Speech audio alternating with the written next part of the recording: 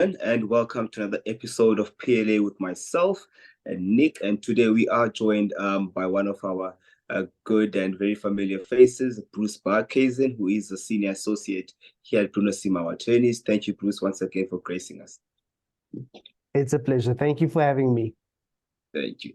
Right. So today we've got two questions, and we'll do the first one with yourself, Nick, and then we'll jump into the second one with Bruce. But of course, seeing that Bruce is here, I think we'll invite his comment on both questions regardless.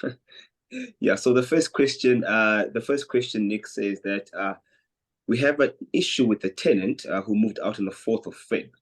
Right. The landlord, the agent, and the tenant went through the property on the 5th of Feb, which is the day after the tenant moved out.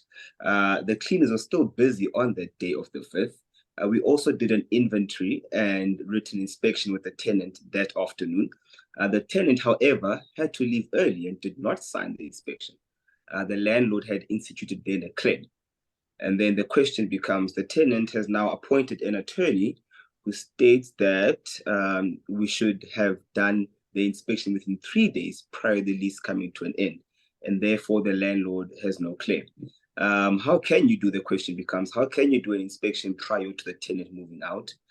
He also quoted the amended Act of 2014, which according to the viewers' knowledge is not yet in force. Nick? So it's actually a really good question. So where this comes from is the Rental Housing Act. Now, the Rental Housing Act has certain provisions which are deemed to be part of lease agreements. One of the provisions in terms of the Rental Housing Act, this is Section 5F, okay, basically says that what the landlord needs to do is they need to arrange a joint inspection with the tenant 3 days prior to the termination of the lease agreement, okay? So this is still while the tenant is in occupation of the premises, before they're planning to move out. The landlord and the tenant are supposed to do a joint inspection of the premises and figure out what needs to be fixed. Now, the question that's been asked by the writer is a very good question. How do you determine what has been damaged or what might need to be fixed 3 days before the tenant vacates the premises? Remember, it's you could have a tenant who's not going to vacate until the very last day of the particular lease agreement, and therefore they've got all of their furniture, they've got everything sitting inside the premises. And it is a difficult question. The fact that the legislation prescribed it in that particular way has caused a lot of our clients problems. Well, I'll speak from my perspective, a lot of my clients' problems, because it can be very difficult to assess damage or what's happened on the premises if your tenant has a bunch of things inside the premises which could hide, a wall that needs to be painted or something that's been broken, a carpet over tiles. I mean, unless you are literally shifting the entire property around, very difficult to do. So what practically happens is sort of what's happened in this particular perspective is often what my clients will do is they'll go do a joint inspection after the tenant has moved out.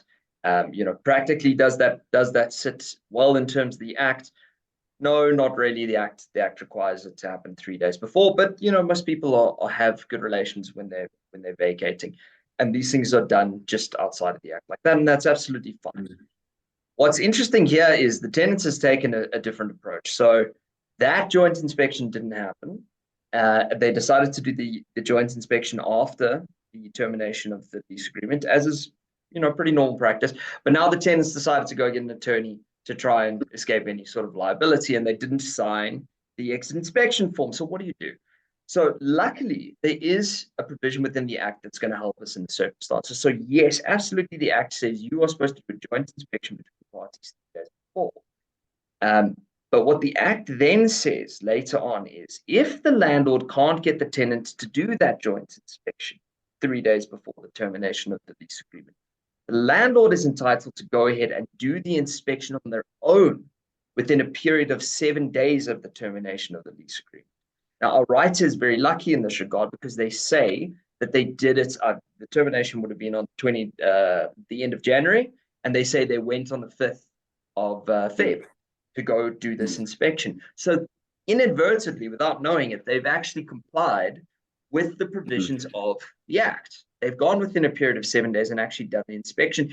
And the fact that the tenant hasn't signed in this particular case actually doesn't worry me, because Act envisages a circumstance where the tenant wasn't going to be there in any event to do the joint inspection.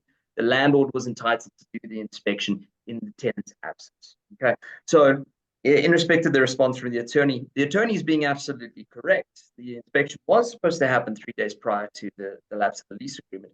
But what the attorney is not going to tell you, because he represents the tenant, is that there is another provision saying that if that didn't happen, the landlord is entitled to go and do the inspection 7 days after. And my submission is that the landlord has done that in the circumstances.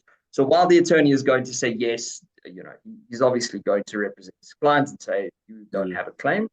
I don't think he's being very fortuitous with the way it works and correct in the circumstances. I would submit to the landlord, you are perfectly entitled to still possess claim. How are you going to do that? Are you going to go through, perhaps the rental housing tribunal is the best way of doing that? We don't know what the extent of your damages are in the circumstances, but I certainly, if I were you, writer, I wouldn't leave it at that point. I wouldn't simply, say, oh well, I've lost out. I still think there's a sufficient ability for you to claim.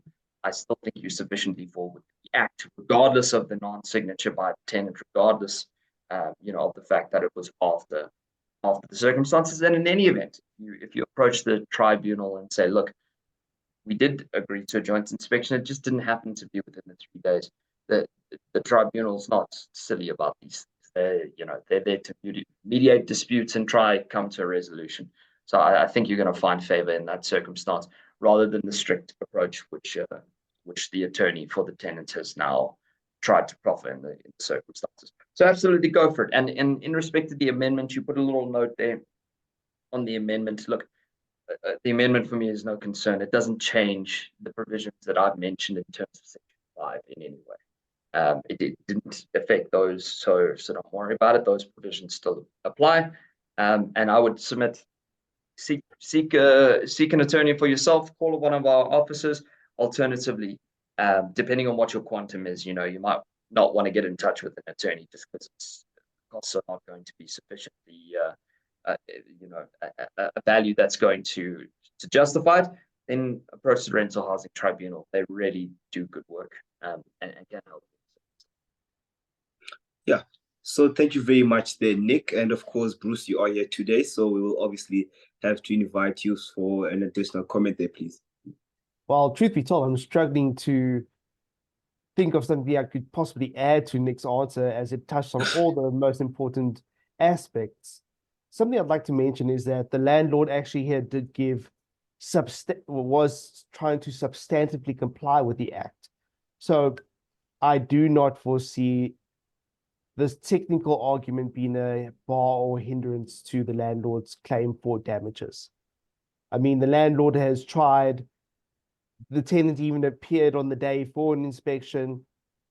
There's no obligation to sign any document in respect to the inspection. So I think, as Nick put it, it's done and dusted.